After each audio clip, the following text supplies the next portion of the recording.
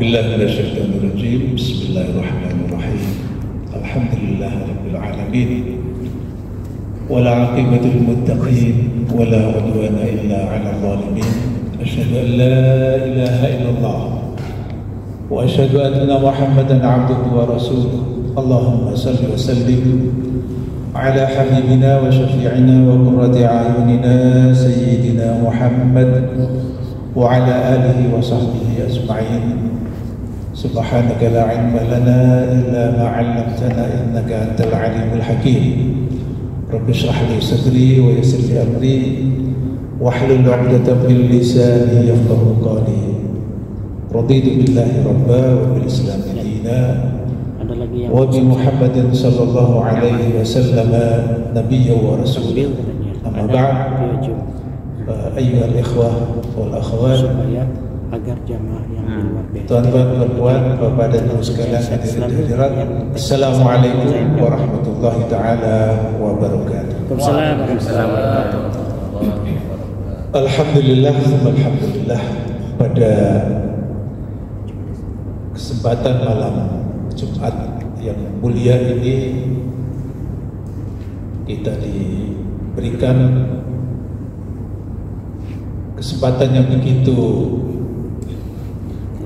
membahagiakan, yang tidak ternilai dengan apapun kita berada di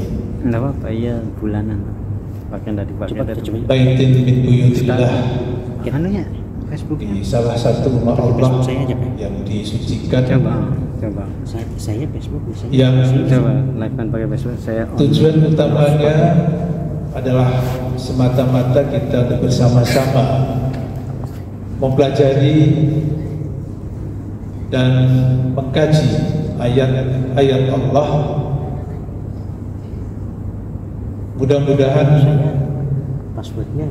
ini semua dicatat oleh Allah Subhanahu wa taala sebagai bahagian daripada amal saleh kita semua. Amin. Amin.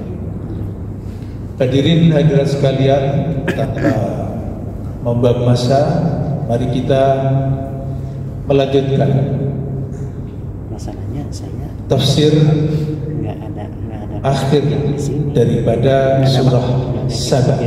Di handphone Ya, surah Saba.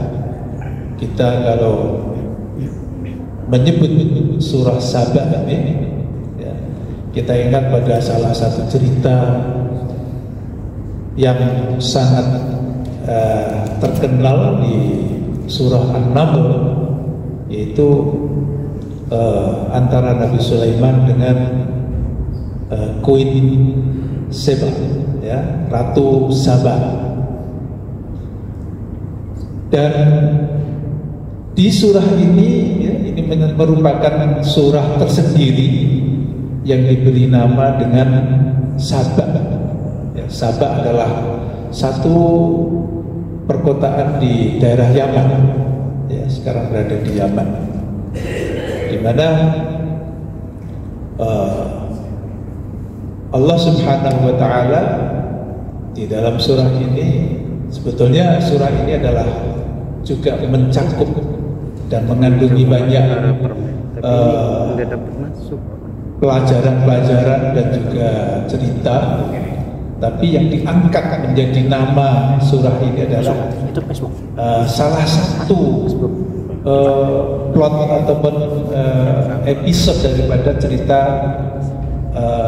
umat-umat yang terdahulu yang terjadi di kota Saba, ya. Yang saya yakin sudah kita lewati bersama, ya, dalam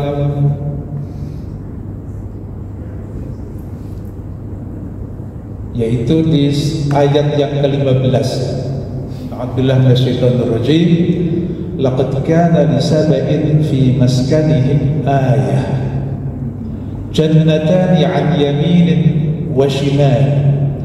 Kulu min rizqi rabbikum washkuru lahu.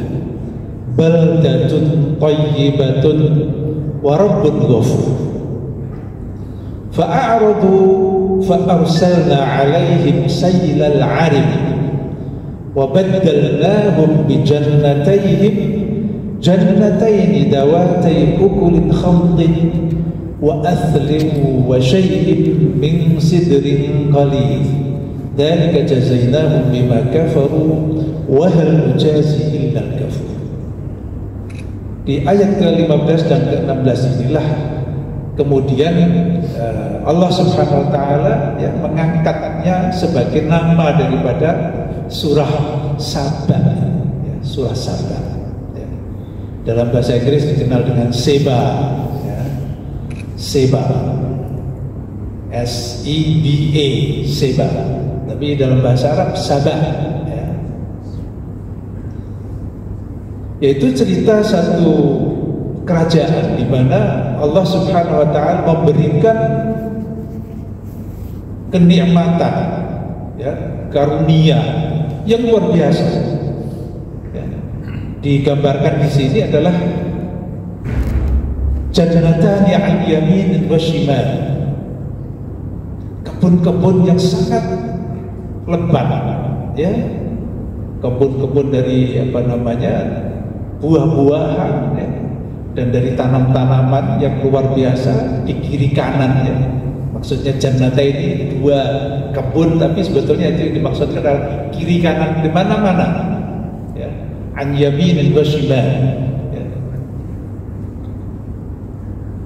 Itulah kemudian sampai Allah SWT menyebutnya sebagai baldatun thayyibatun wa rabbun ghafur, yaitu ketika warga masyarakatnya itu mentauhidkan Allah, menyembah Allah, dan taat kepada perintah-perintahnya. Itulah yang kemudian menyebabkan turunnya keberkahan langit dan bumi, ya. Maka kemudian negeri Sabah tersebut memang mendapatkan predikat baldatun thayyibatun wa rabbun ghafur, ya. Negeri yang indah, yang bagus, ya. Wa rabbun ghafur, dan Allah Subhanahu wa taala mengampuninya, mengampuni kepada warga dan masyarakatnya. Karena apa? Karena memang mereka taat kepada Allah, ya.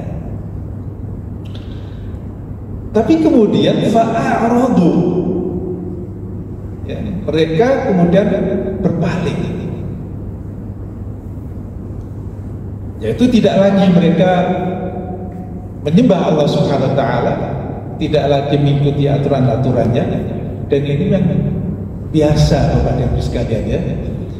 Satu masyarakat apabila diberikan keluasan, diberikan harta yang melimpah ruah, itu memang lama-kelamaan itu terlena. Sehingga keterlenaan itulah mereka lupa kepada zat yang menciptakan, zat yang memberikan segala-galanya itu. Mulailah mereka berbuat maksiat, ya, berbuat yang macam-macam. Nah, itulah kemudian datang bencana satu demi satu, ya. Fa arsalna alaihim sailal arim, maka kemudian aku turunkan, aku utuskan, ya. Aku utus sailal arim, bencana banjir besar, ya, yang meluluh lantakan segala-galanya. Yang mungkin gambarannya juga seperti yang tengah terjadi di sekeliling kita sekarang ini, di mana karena mereka terlalu jumawa, semua yang ada di sekelilingnya itu dieksploitasi dan dihabiskan tanpa meninggalkan sedikit pun. Hutan, ya, dibabat habis. Apa yang terjadi? Banjir. Itulah mulai kerusakan dan mulai kebinasaan, ya. wa baddalnahum bi jannataini dzawatay ukulil khamtin. Ya, kemudian Allah menggantinya, menukar, ya, kebun-kebun yang demikian indah, ya, subur, hijau, segala buah-buahan, ya, jenis tanaman luar biasa, karena apa namanya itu kesalahan, ya, karena apa namanya kelalaian mereka meninggalkan aturan-aturan agama, meninggalkan aturan-aturan Allah Subhanahu wa Ta'ala, maka kemudian Allah Subhanahu wa Ta'ala menggantinya dengan dua kebun-kebun yang merangkas, ya, yang tidak apa namanya itu menyenangkan sama sekali. Ya, itulah memang gambaran setiap kali, ya, terjadi satu apa namanya pengingkaran dan apa namanya itu meninggalkan ajaran Allah Subhanahu wa Ta'ala. Tentu Bapak dan Ibu sekalian, ini tidak terjadi within fortnight, ya. Tidak terjadi 2 malam ataupun 2 minggu, 2 tahun, tidak. Ya, tentu ini semuanya dalam berproses, ya. Bisa jadi puluhan tahun, ya, baru kemudian memang seperti itu. Ini akan jadi ibrah bagi kita sekalian. Nah, Bapak dan Ibu sekalian,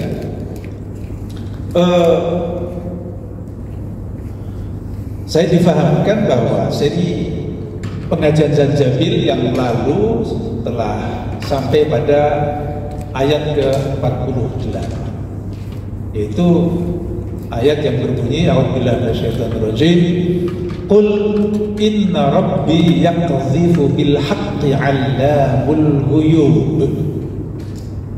Katakanlah, wahai Muhammad, sesungguhnya Tuhanmu mewahyukan kebenaran. Dia Maha mengetahui segala yang gaib. Ya. Bapak dan Ibu sekalian rahimakumullah, dalam ayat ini jelas sekali bahwa kebenaran adalah datang daripada Allah Subhanahu wa Ta'ala. Ianya adalah kehendak Allah Subhanahu wa Ta'ala yang Maha mengetahui segala-galanya. Nah, apakah kebenaran sejati itu? Mari Bapak dan Ibu sekalian, ya, kita meneliti dan kita mengamati, ya, ayat demi ayat yang terakhir, ya, sekitar berapa ini? 5, ya, 59 sampai 54, jadi 5 atau 6 ayat yang terakhir. Tapi Bapak dan Ibu sekalian, untuk kita bisa memahami ayat 46 ini dengan baik, kita tidak bisa begitu saja lepas daripada konteks, ya, ataupun sibak, ya, ayat-ayat yang sebelumnya, khususnya mulai ayat ke-46, ya, hingga ayat ke-50. Ini di sini Nabi Muhammad sallallahu alaihi wasallam diperintahkan untuk menegaskan kepada orang-orang kafir dan juga kepada semuanya, ya. Konteksnya di sini memang orang-orang kafir yang memang ngeyel dengan baginda Rasulullah, ya, setiap kali diajak untuk mengikuti ajaran kebenaran itu selalu ngeyel, ya. Maka apa namanya, di dalam ayat ini Allah Subhanahu wa Ta'ala mengawalinya, ya, ayat-ayat ini dengan kata-kata qul, ya. Nah, ini ada 5, ya, berturut-turut, ya. Yang pertama, qul innama a'idzukum biwahidah. an taqumu lillahi masna wa furada thumma tatafakkar. Ayat ini Bapak dan Ibu sekalian jika difahami, ya, intinya adalah kita mesti selalu bersiap sedia untuk mencari kebenaran, ya. Baik secara kolektif, ya, bersama-sama seperti yang kita lakukan seperti ini, ya, ataupun secara individual, ya. Masna wa furada, ya, masna itu maksudnya ya berdua-dua sebetulnya sebelumnya, karena perkumpulan perhimpunan yang paling kecil adalah dua, ya. Tapi maksudnya di sini adalah dua dan seterusnya. Ya.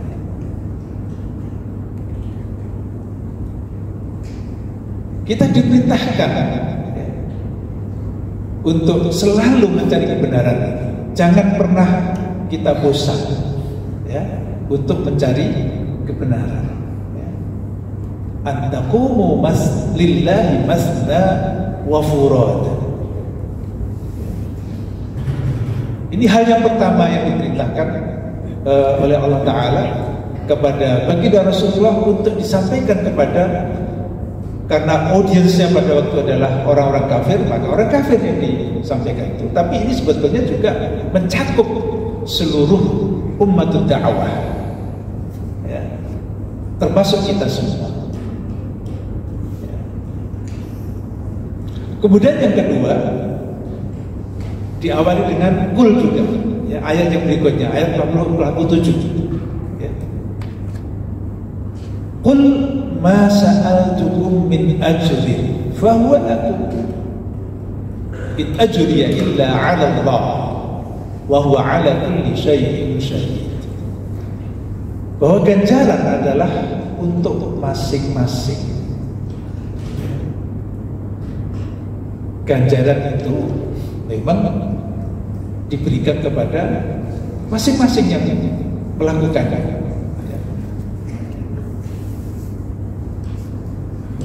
Jadi dalam ayat ini Allah Subhanahu wa taala memerintahkan baginda Rasulullah di dalam menyampaikan dakwah itu semata-mata adalah bukan untuk mendapatkan mengambil alih, ya, pahala bagi orang yang didakwahi, tapi sebetulnya adalah pahala itu adalah untuk diri sendiri, untuk masing-masing.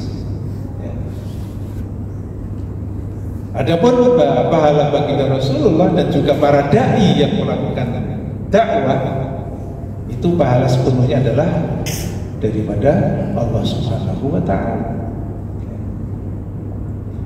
Kemudian hal yang ketiga yang diperintahkan oleh Allah kepada Rasulullah adalah Qul inna rabbi yaqdhifu bil haqqi 'allamul ghuyub.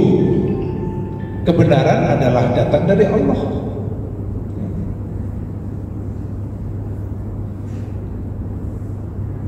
Nah, disinilah kemudian Bapak dan Ibu sekalian kita masuk pada ayat yang ke-49, ya, yaitu perintah yang keempat.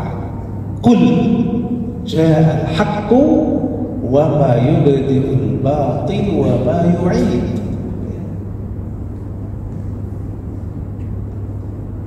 Bahwa kebenaran itu mengikis kebatilan.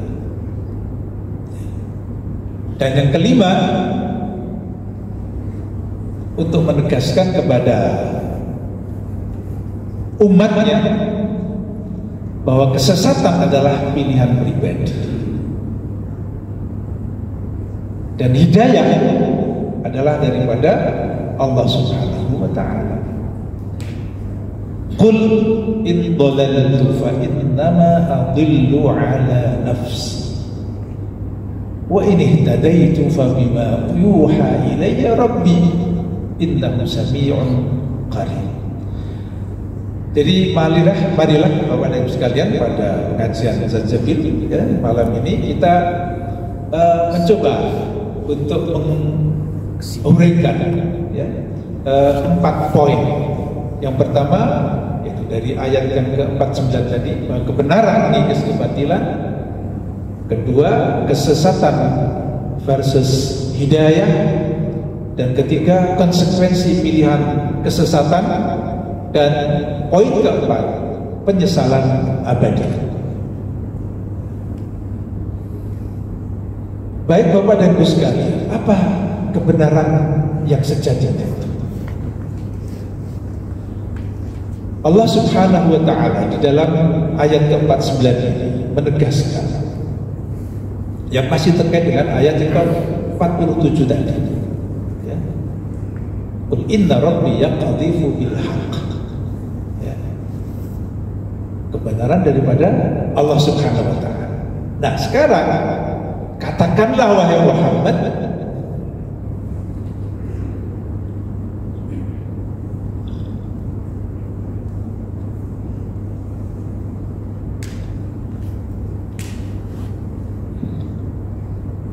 bahwa kebenaran telah datang dan yang batil itu tidak akan memulai dan tidak pula akan mengulangi.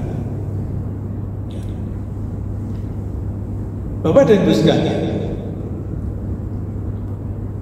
para mufassirun, ya, karena di dalam menafsiri ayat-ayat Al-Quran kita mesti merujuk kepada ahli-ahli tafsir. Kita tidak dibenarkan untuk menafsiri sesuai dengan kehendak dan kemauan kita sendiri, ya. Dalam sebuah hadis baginda Rasulullah SAW bersabda, "Man fassara al-Qur'ana bi ra'yihi falyatabawwa maq'adahu minan nar." Barang siapa yang mentafsirkan Al-Qur'an dengan pendapat pribadinya, maka hendaklah menyangka tempatnya di neraka. Wal'iyadzubillah. Ya. Maka sedapat mungkin Bapak dan Ibu sekalian, memang kita memahami ayat-ayat Al-Quran adalah bukan hal yang mudah, ya, bukan senang. Karena risikonya neraka, ya, risikonya itu neraka. Maka jangan sembarangan. Saya merujuk kepada tafsir-tafsir yang mu'tamad, ya, seperti tafsir Jalalain, ya, Jalaluddin Asyuti dan Jalaluddin Al-Mahalli, ya, di dalam menafsirkan ayat ini. Dan juga tafsir Ibnu Katsir, tafsir Al-Qurtubi, ya, tafsir At-Tabari, dan tafsir Ibnu Ashur. Rata-rata semuanya di dalam menafsirkan al-haq di sini, ya. Qul ja'al haq, bahwa kebenaran telah datang. Kebenaran di sini dimaksud apa? Al-haqqu ay al-Islam. Tafsir Jalalain, ya, yang dipakai di pesantren-pesantren di Indonesia kebanyakan, ya, untuk pemula, ya, para santri-santri dan pelajar pemula biasanya mempelajari tafsir itu tafsir Jalalain karena itulah yang paling simpel, ya. Al-haqqu ay al-Islam, kebenaran itu adalah Islam. Ibnu Katsir daripada ulama ahli sunnah dan juga daripada madhab Syafi'i, ja'al haqqu minallahi wasyar'ul 'azim, ya. Telah datang kebenaran daripada Allah dan syariat yang agung, ya. Artinya masih sekitar, ya, yang itu makna yang sama. Kemudian Syekh Ibnu Ashur adalah salah seorang ulama yang kontemporari, ya. Beliau dalam tafsirnya, fa innal haqqa qad jaa bi nuzulil Qur'an wa da'watil Islam. bahwa sesungguhnya kebenaran telah datang dengan diturunkannya Al-Quran dan dakwah Islam. Jadi Bapak dan Ibu sekalian, yang dimaksudkan kebenaran di dalam ayat ini dan juga di dalam Al-Quran adalah apa yang diajarkan baginda Rasulullah SAW di dalam dakwahnya dengan berpegang teguh kepada Al-Quran.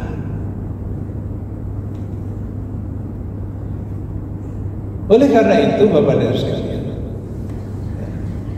referensi dasar utama kebenaran atau al-haq adalah Al-Quran atau syariah. Kita sering sekali menjumpai, mendapati perdebatan-perdebatan yang tidak berujung pangkal karena memang tidak ada referensi utama. Biasanya begitu. Yang terjadi adalah debat kusir jadi. Padahal kita sebagai muslim, kita mesti merujuk kepada Al-Quran. Kita mesti kembali kepada Al-Quran. Kebenaran itu apa? Kebenaran adalah yang dianggap benar oleh Allah Subhanahu wa Ta'ala dan Rasulnya, bukan menurut pendapat kita. Imam Asy-Syafi'i rahimahullah termasuk yang sangat-sangat ketat di dalam berpendapat. Meskipun beberapa ulama yang lain, ya misalnya ketika membincangkan mengenai masadir asy-syariah, ya, di antaranya adalah selain Al-Quran, As-Sunnah, Al-Ijma' dan Al-Qiyas, ya. Selain yang empat ini para ulama atau sebagian ulama menganggap istihsan itu sebagai salah satu dari masadir syariah, sebagai sumber daripada hukum syariah. Tapi Imam Syafi'i menolak. Istihsan apapun, kata Imam Syafi'i, itu akan melibatkan pendapat pribadi atau perspektif pribadi, subjektif seseorang. Ini tidak dibenarkan. Ya, istihsan, menganggap baik. Ya. Imam Syafi'i menolak. Ya. Sebagai gantinya Imam Syafi'i tetap berpegangan pada al-qiyas. Artinya jika seseorang itu berdalil bahwa istihsannya itu sebetulnya juga berangkat daripada ayat-ayat Al-Quran atau merujuk kepada ayat-ayat Al-Quran, maka sebetulnya jika itu merujuk pada Al-Quran, maka itu adalah qiyas sebetulnya, bukan lagi istihsan. Ya. Artinya apa ini?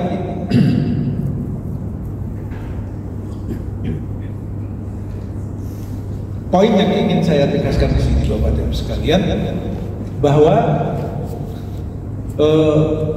rujukan utama, dasar utama, ya, kita di dalam menilai sesuatu benar atau salah, maka kita mesti merujuk kepada Al-Quran, ya, dan sunnah Rasulullah Sallallahu Alaihi Wasallam.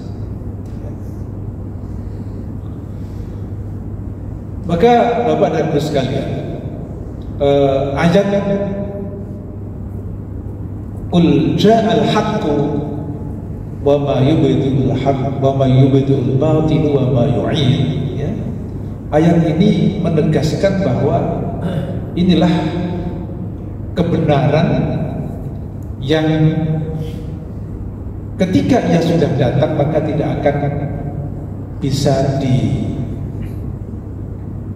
dihambat atau dihalangi oleh siapapun.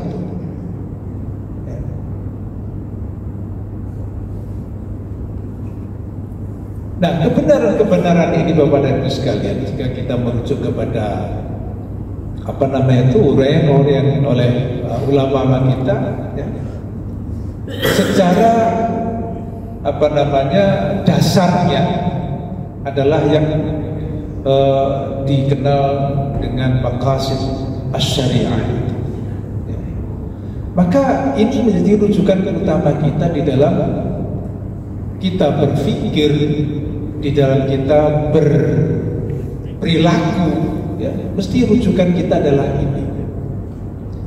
Adakah konsep-konsep, ya, ide-ide, pemikiran-pemikiran, dan juga implementasinya itu akan menjaga agama, menjaga kehidupan, menjaga akal sehat, menjaga harta benda, menjaga dignity, harga diri ataupun nasab, atau enggak, ya. Jadi ukurannya di situ, ukuran dasar, ya. Karena apabila kita menerjemahkan kebenaran ini, setidaknya adalah kita terjemahkan kepada sikap kita yang paling utama di dalam menentukan apa saja, ya. Sebab secara langsung atau tidak langsung, apa yang kita lakukan mesti akan bersinggungan dengan salah satu dari 5 ini. Maka perlu kita pastikan. Maka sepanjang sejarah peradaban Islam ini, ulama-ulama kita kemudian menekankan, ya, pentingnya kita merujuk kepada kebenaran yang sangat dasar. Maka Bapak dan Ibu sekalian, ya, baginda Rasulullah Sallallahu Alaihi Wasallam, sebagaimana diceritakan oleh salah satu istri beliau, ya, Ummul Mukminin Aisyah radhiyallahu anha, apabila ditanya bagaimana perilaku dan tingkah laku, ya, karakter baginda Rasulullah, beliau menjawab bahwa karakter akhlak baginda Rasulullah adalah Al-Quran. Maka di sini Bapak dan Ibu sekalian, Al-Quran sebagaimana telah diterjemahkan, ya, dalam aktivitas kehidupan, ya, yang nyata oleh baginda Rasulullah, menjadi rujukan utama kita. Dan itulah kebenaran, ya. Jangan kita otak-atik.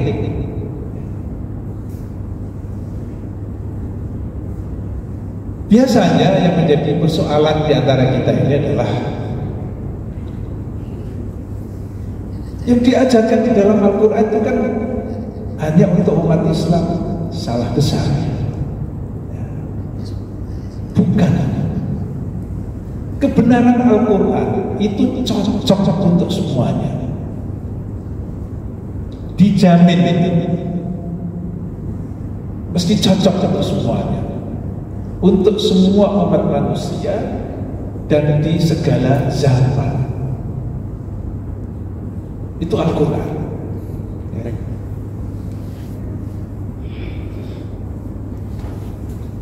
Banyak contoh-contoh yang sudah diuraikan oleh para ulama, oleh para penceramah, di buku-buku, di kitab-kitab yang panjang-panjang, yang diajarkan oleh Al-Quran dan didakwahkan oleh baginda Rasulullah dan oleh para ulama-ulama kita, ya, mulai dahulu, semuanya itu mesti membawa kebaikan dan menghindari kerusakan. Itu sudah pasti.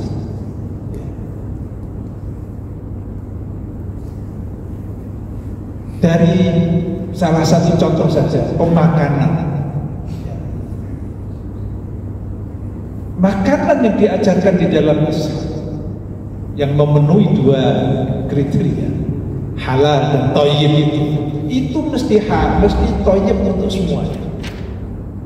Ya.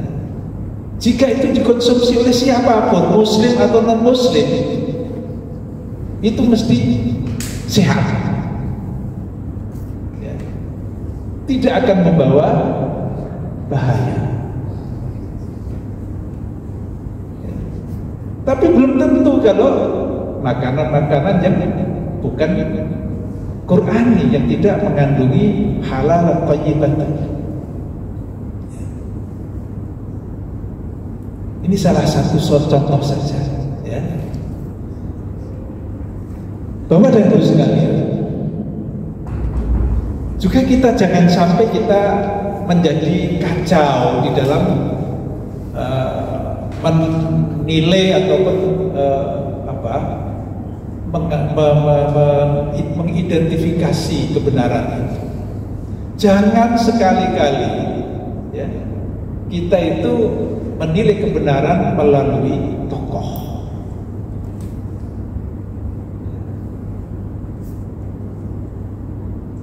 Keliru.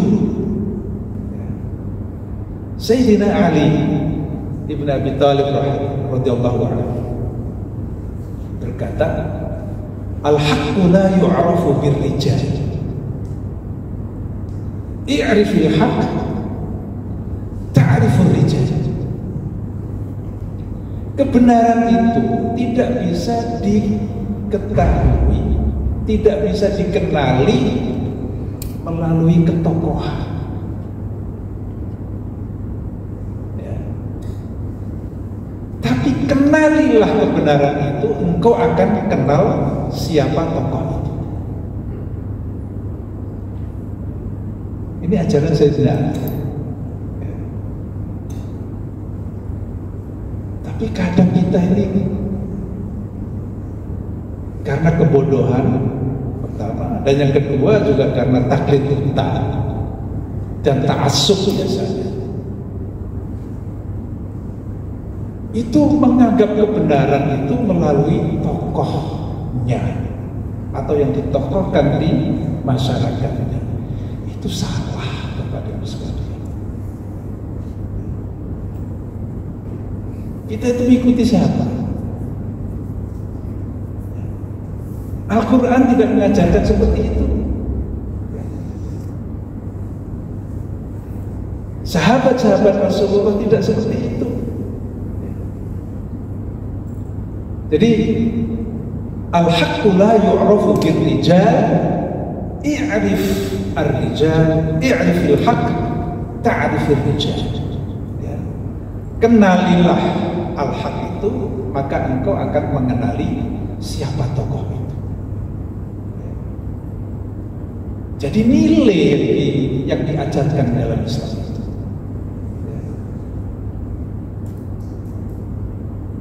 Coba ulama sekaliber Imam Malik, ya, Imam Malik salah satu imam madzhab Hanafi. Beliau berkata dalam pengajiannya di masjidnya, tapi di Masjid Nabawi itu, karena Imam Malik adalah imam Darul Hijrah, ya. Kullu kalamin nasi yukhadhu wa yurad illa kalam sahibi hadzal qabr.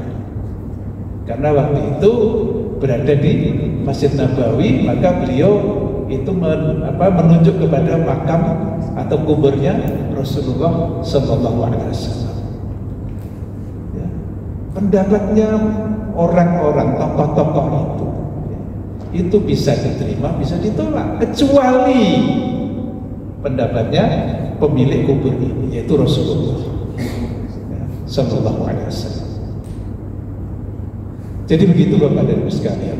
Ini kunci utama yang mesti menjadi mindset kita. Betulkan dulu kebenaran itu, baru kita bisa menilai.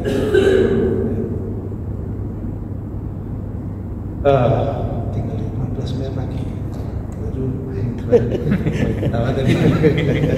Baru 1 Pak. Semuanya 5. Yang kedua, ya, poin yang kedua, kesesatan versus hidayah. Ad-dhalal dengan al-hidayah. Qul in dhalaltu fa innama adillu ala nafsi wa in ihtadaitu fa bima yuhi ilayya rabbi innahu sami'un qarib. Ini Bapak dan Ibu sekalian, ya. Ini adalah Allah Subhanahu wa taala, ya, memerintahkan kepada baginda Rasulullah, ya, untuk menjawab kengeyelan, ya, kaumnya. Jadi kaum Arab Quraisy pada waktu itu, ya, ini termasuk surah Makkiyah, ya, itu selalu membodoh-bodohkan Kanjeng Nabi, menyesat-nyesatkan Rasulullah. Jadi mereka tidak pernah mengapresiasi, tapi selalu disesat-sesatkan. Maka katakanlah kepada mereka, wahai Muhammad, jika aku sesat, itu sesat adalah hanya untuk diriku sendiri. Jikalau aku ini dalam kesesatan, jika aku sesat, maka sesungguhnya aku sesat atas kemudaratan diriku sendiri. Wa in ihtadaitu fa bima yuhi ilayya rabbi. Dan jika aku mendapat petunjuk, maka itu adalah disebabkan apa yang diwahyukan Tuhanku kepadaku. Artinya Bapak dan Ibu sekalian, dari ayat ini bisa kita simpulkan bahwa kesesatan adalah pilihan pribadi yang abai petunjuk. Artinya tidak mengikuti petunjuk. Pilihan pribadi yang tidak mengikuti petunjuk, tidak mengikuti hidayah.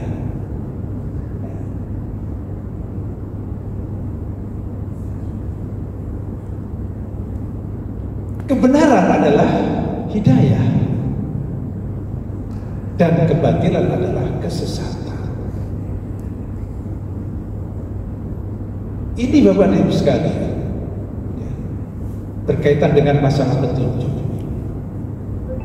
yang merupakan, yaitu kebenaran, sebetulnya adalah yang setiap kali kita pohon kepada Allah Subhanahu wa taala di dalam setiap rakaat kita, yaitu ketika kita membaca surah Al-Fatihah. Sehari semalam kita sedikitnya 17 kali kita baca doa ini, yaitu ihdinas siratal mustaqim siratal ladzina an'amta 'alaihim ghairil maghdubi 'alaihim waladdallin. Tunjukkanlah kami, beri hidayah kami wahai Allah, beri kami petunjuk ke jalan yang benar, ke jalan yang lurus ya Allah. Tapi kita ketika membaca ini tidak benar-benar, maka tidak terinternalisasi di dalam jiwa kita. Akhirnya di dalam kehidupan sehari-hari kita lupa bahwa kebenaran, bahwa hidayah itu adalah mengikuti kebenaran ini. yaitu mengikuti aturan-aturan Allah Subhanahu wa taala yang ada di dalam Al-Qur'an.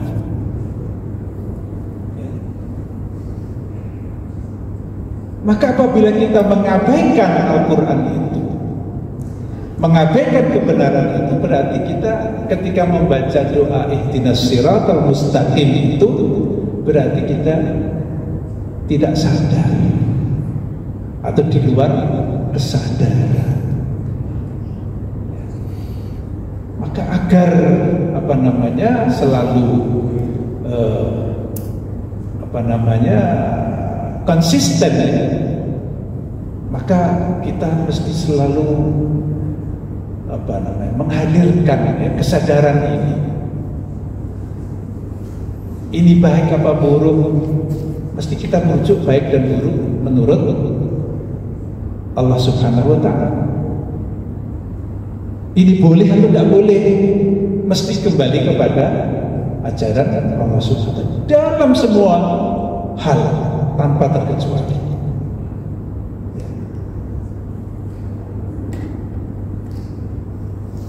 Jadi Bapak dan Ibu sekalian, memang disinilah pentingnya ya kita selalu menjaga kesadaran kita, dan sebagaimana tadi yang disebutkan ya, di dalam ayat yang ke berapa tadi 46 ya, bahwa kita mesti terus selalu mencari kebenaran itu. Yang ketiga ya, konsekuensi pilihan kesesatan. Jadi tadi kita sudah menyelesaikan perintah yang kul sampai 5 kali ya. Sekarang orang ataupun pihak-pihak yang abai terhadap kebenaran itu, yang memilih kesesatan daripada hidayah. Nah, pilihan kesesatan berkonsekuensi kehidupan yang mengerikan, baik di dunia apalagi di akhirat. Ya. Ayat yang ke-51 Bapak Ibu sekalian, kalau kita baca walau tara, ini juga masih sebetulnya khitabnya, ya, adresinya adalah Kanjeng Nabi atau baginda Rasulullah. Walau tara, ya. Dan alangkah hebatnya ya, jikalau kamu di sini baginda Rasulullah sebetulnya ya, ilfazi'u fala fauta wa ukhidu min makanin qarib, yaitu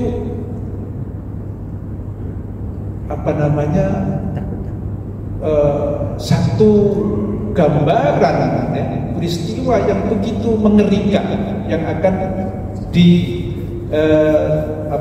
dihadapi oleh orang yang sesat atau memilih kesesatan tersebut. Ya.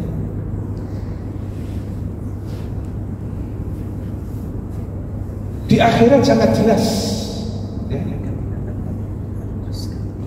Yaitu ketika mereka kemudian diambil, ya, ditangkap ya, dari tempat yang dekat untuk dilemparkan ke neraka. Ini di akhirat. Artinya konsekuensi yang sangat sungguh mengerikan ya, bagi kita semua. Dan ini juga bukan hanya di akhiratnya, bahkan di dunia pun juga sebetulnya orang yang memilih jalan kesesatan itu kehidupannya pun juga kehidupan yang mengerikan. Di dalam surah Thaha ayat 124 ya, wa man a'rada 'an dzikri fa inna lahu ma'isyatan dhanka wa nahsyuruhu yawmal qiyamati a'ma qala rabbi lima hasyartani a'ma wa qad kuntu basira qala kadzalika atatka ayatuna fanasitaha wa kadzalika yawma tunsa. Barang siapa yang berpaling dari zikri, itu mengingatku, mengingat aturan-aturan, mengabaikan hukum-hukumku, ya, kebenaran yang telah aku turunkan melalui Al-Quran dan melalui Rasulku, ya, fa inna lahu ma'isyatan, maka baginya adalah kehidupan yang menyesatkan di dunia. Wa nahsyuruhu yaumal qiyamati a'ma, dan akan kami himpun nanti di hari kiamat dalam keadaan buta. Bapak dan Ibu sekalian, bisa kita bayangkan hari kiamat itu, peristiwa di kiamat nanti itu luar biasa mengerikan. Mata dalam keadaan buta lagi, artinya tidak tahu arah kemana.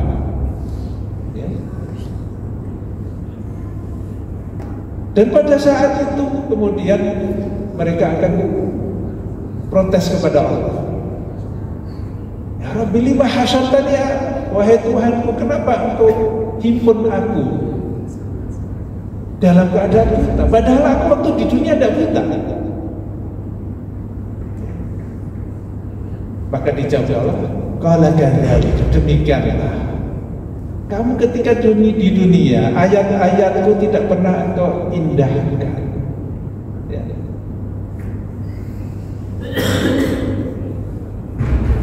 Atatka ayatuna fanasitaha, engkau lupakan ayat-ayatku. Ya. Fakadzalika yauma tunsa, maka demikianlah pada hari ini engkau dilupakan. Artinya dibuat hidup yang tidak menyenangkan itu, yang sangat menyedihkan itu. Jadi Bapak dan Ibu sekalian, konsekuensi daripada pilihan kesesatan itu luar biasa. Contoh yang tadi saya bacakan yang masih di surah Saba sendiri tadi, ya, kisah masyarakat Saba ketika mereka taat ya, kepada Allah Subhanahu Wa Taala, maka Allah memberikan karunia yang luar biasa, melimpah-limpah.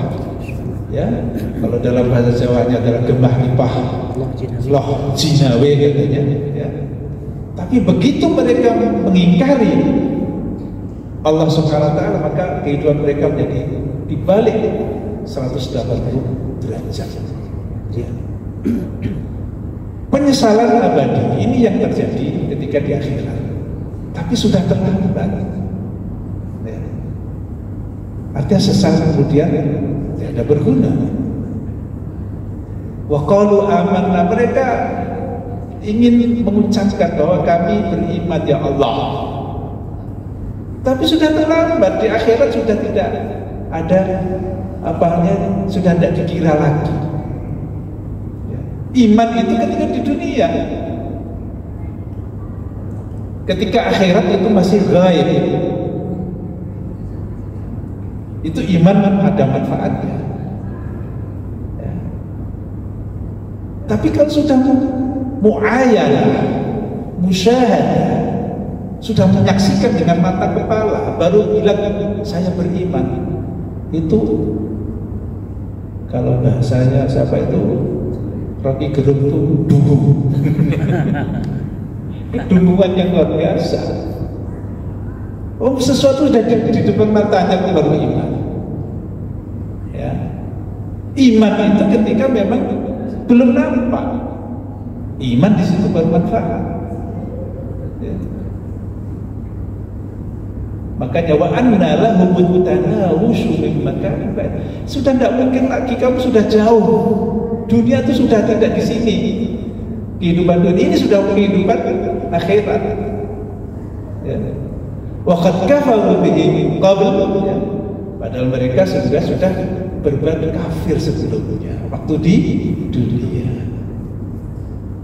Wa yaqdifuna bil ghaibi min makanin ba'id. Dan waktu itu mereka memang juga tidak percaya dengan apa yang akan terjadi di akhirat. Waktu di dunia maksudnya. Ya. Jadi inilah Bapak Ibu sekalian ya, kita menyimak ayat-ayat terakhir ini ya. Yang terakhir sekali 54, wahila bainahum wa baina ma yashtahun kama fu'ila bi asya'ihim min qabl innahum kanu fi syakkin murib. Ya. Maka dihalang ya di antara mereka dengan apa yang mereka inginkan.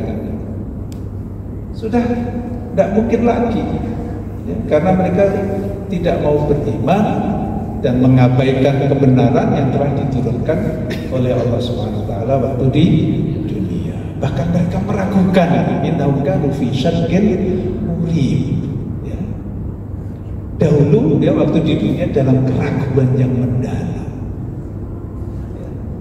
Jadi mudah-mudahan Bapak dan Ibu sekalian dengan kita mempelajari ayat-ayat terakhir dari surah Saba ini semakin menanamkan dan menguatkan keimanan kita kepada Allah Subhanahu wa taala. Amin Allahumma amin. Demikian Bapak dan Ibu sekalian yang bisa saya sampaikan pada kesempatan ini. Jika ada kebenaran maka itu dari Allah Subhanahu wa taala, dan jika ada kekhilafan maka itu dari kebodohan saya, dan saya ampun darinya. Astagfirullahaladzim. Langsung.